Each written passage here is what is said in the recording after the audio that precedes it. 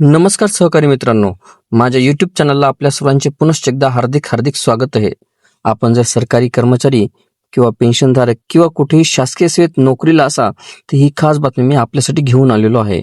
पण तत्पूर्वी आपण आमच्या चॅनलवर नवीन असल्यास चॅनलला निश्चित सबस्क्राईब करा आणि बेल आयकॉनला प्रेस करून ऑल नोटिफिकेशन्स ऑन करा, जेणेकरून आपल्याला व्हिडिओचे सर्व नोटिफिकेशन्स हे सर्वात अगोदर हे प्राप्त होतील. केंद्रीय सरकारी कर्मचारी आणि पेन्शनधारक यांना वर्षाच्या पहिल्या 6 महिन्यासाठी म्हणजे जानेवारी ते जून 2026 या काळातील महागाई भत्त्याची डीए वाढ ही कधी मिळणार याची उत्सुकता लागलेली आहे. सध्या त्यांना 58% दराने महागाई भत्ता मिळत आहे. यात 2 ते 3% वाढ होण्याची शक्यता आहे, ज्यामुळे एकूण डीए 60 ते 61% पर्यंत जाईल. पण 3 महिने उलटले तरी सरकारकडून अद्याप कोणतीही घोषणा झालेली नाही. यामुळे कर्मचाऱ्यांच्या मनात अनेक प्रश्न आणि चिंता निर्माण झालेली आहे. नेहमीप्रमाणे मार्च महिन्यामध्ये किंवा होळीच्या सुमारास ही बातमी यायची, पण यावर्षी ती प्रक्रिया सुद्धा लांबलेली दिसत आहे. कोरोना काळातही असंच झालं होतं. कर्मचाऱ्यांना आता कोरोनाच्या काळातील अनुभव आठवत आहे. 2020 ते 21 मध्ये सरकारने आर्थिक संकटाचा हवाला देत 1.5 वर्षासाठी महागाई भत्ता पूर्णपणे लांबवला होता. त्यावेळी जानेवारी 2020, जुलै 2020 आणि जानेवारी 2021 या 3 वेळी मिळणारी वाढ एकूण 18 महिने रोखली होती. कर्मचारी संघटनांची कितीही मागणी केली तरी वित्तीय कारणांसाठी सरकारने ते मान्य केले नव्हते. आता पुन्हा तसेच काही घडेल की काय अशी भीती कर्मचाऱ्यांना सतावत आहे. मात्र सरकारकडून अजून कोणतेच असे संकेत मिळाले नाहीत की जेणेकरून विलंबामुळे चर्चा रंगेल.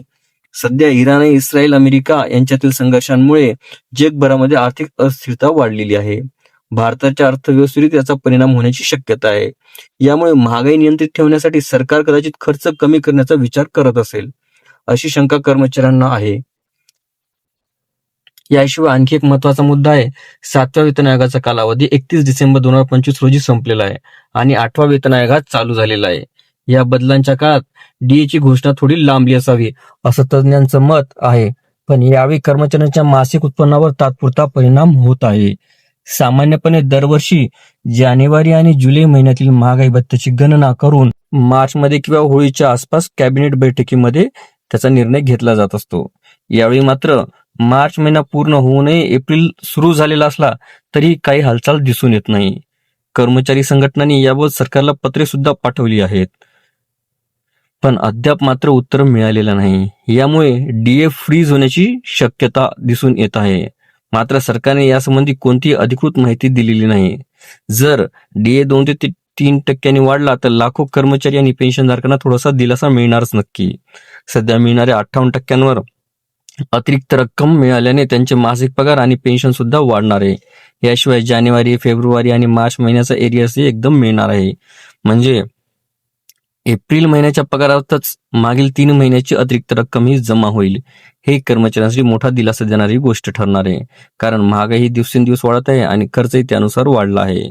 सरकारकडून लवकरच एप्रिल महिन्यामध्ये तरी डीए वाढीची घोषणा व्हावी अशी कर्मचाऱ्यांकडून अपेक्षा आहे.